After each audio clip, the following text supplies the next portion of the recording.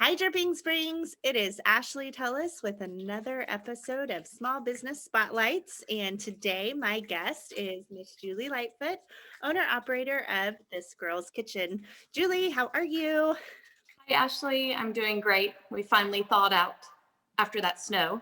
Yes, it was a snowpocalypse. Absolutely. So, Julie, what is This Girl's Kitchen? I think we're looking at a kitchen behind you.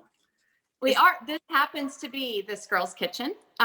This is where I run my business out of my home. I am a custom caterer, so I do small menu allocations for clients. I like to do kind of fun and fancy food that's approachable, but maybe different than you've had before. So something you've never seen, but something that's not going to scare you away either. Okay. And it's really fun. I have a passion for entertaining and a passion for cooking, and I combine both of those in one business. How did you find yourself launching This Girl's Kitchen? Honestly, I've been doing this style of cooking for a long time, and generally it's for family and friends. My favorite thing to do is like a 4 or 5 course meal paired with wine or another alcohol. And last year during the COVID shutdowns, I was just really looking for that connection anywhere I could get it. So I did one on my back porch with a few friends. And out of that, I was hired to do that same menu for somebody's 40th birthday. I was hired to do one at a yoga studio, do another one for a birthday brunch. And it just kind of went from there. And I thought, this is the time, this is speaking to me that this is the time to formalize this and make this a business, which has always been a long-term plan of mine. But having a very busy 9 to 5 that I work as well, I just didn't have the time until last year. So one of the benefits of 2020 was all that extra time I had on my hands and being able to put my cooking and my creativity to good use. Now, I have the luxury of knowing you offline outside of this interview. So I know what your 9 to 5 is. I would love for you to kind of just touch on that really quickly, because I think it's pretty darn phenomenal, the juxtaposition between the two. It's very different than sitting and playing with food all day and then serving people in a party atmosphere. I'm a global clinical trial manager for neurology trials. So I oversee and run clinical trials that are in drugs that are in pre-FDA approval in a variety of therapeutic areas. I tend to specialize in pediatric rare disease, epilepsy specifically, but I work in a variety of areas: Alzheimer's, MS, Parkinson's, any of that. So it's a very rigorous and regulated industry and job, high stress sometimes. And cooking has always been my creative outlet. It's the way the stress and the steam rolls off my shoulders at the end of the day. So it may seem like two opposites, but they're very complementary for me. Oh, absolutely. I would venture to say, just like you said, it was therapeutic. And I think that comes through in your dishes. Like it's, when your grandmother would make something for you, you'd always say like, oh, this was made with love. Like you can taste the difference. Like Julie's therapeutic food is really, really good. What can people expect to encounter on one of your menus? What are some examples of things that you like to put together? Oh, in the last year, I think I've become pretty good at some pork belly burnt ends. They are a big hit. Was asked for seconds and thirds at a 5-course dinner when it was the 4th course. So you're usually pretty full by then. Scallion pancakes are a favorite of mine. It's not sweet at all. It's a savory, crusty, crispy, chewy bread. It's amazing.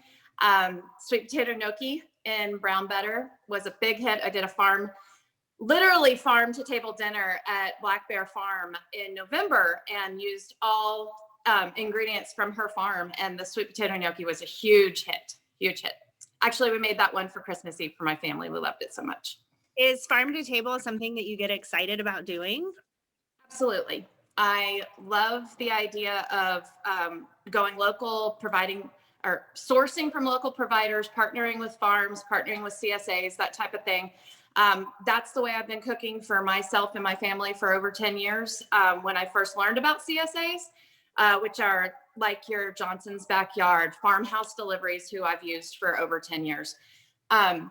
But then knowing Paige, who's the farmer at Black Bear Farm, and actually getting to go out there and see her raise her animals and her produce and then cook and provide elegant dinner to people on the farm, that was next level for me. And that is something I'm excited to hopefully expand on in 2021 as well.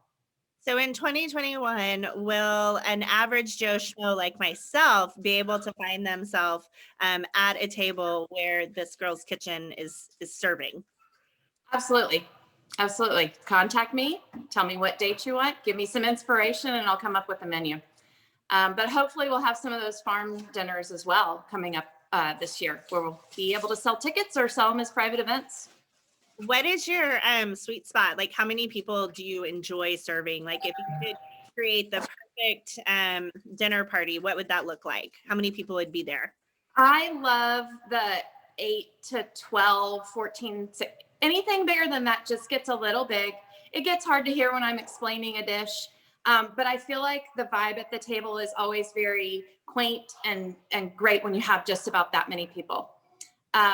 I do a little bit larger than that, but that's kind of my niche. And I think that's where you can have a really great multi-course dinner that feels like we're just talking and chatting like I'm your friend, but I'm here delivering this meal to you and your friends or your families or your coworkers or whoever is at that table.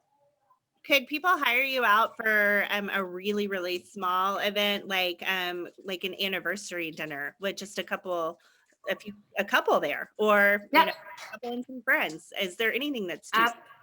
absolutely. I did a 40th birthday party this summer and there were 6 guests. And I went out to the lake house that they had rented and I cooked on site for them. So I'm mobile. I come to you. I make it all about what you want for your experience. And that's what custom catering is. You're not going to see a menu of items that I cook on my website.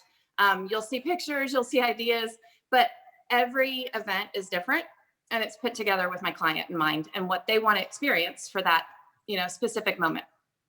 Awesome. Where can people find you? You can go to my website, which is www.thisgirlskitchen.com. And you can find me on Instagram at thisgirlskitchentx. And Julie, I got to taste some of your food very recently. It is phenomenal.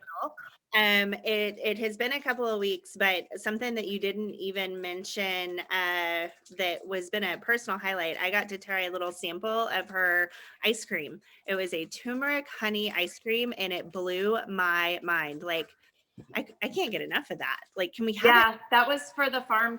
That was the farmhouse dinner, or the on the farm dinner, and I served it with grilled buttermilk honey cornbread and honeycomb candy crumbles, and it was a hit.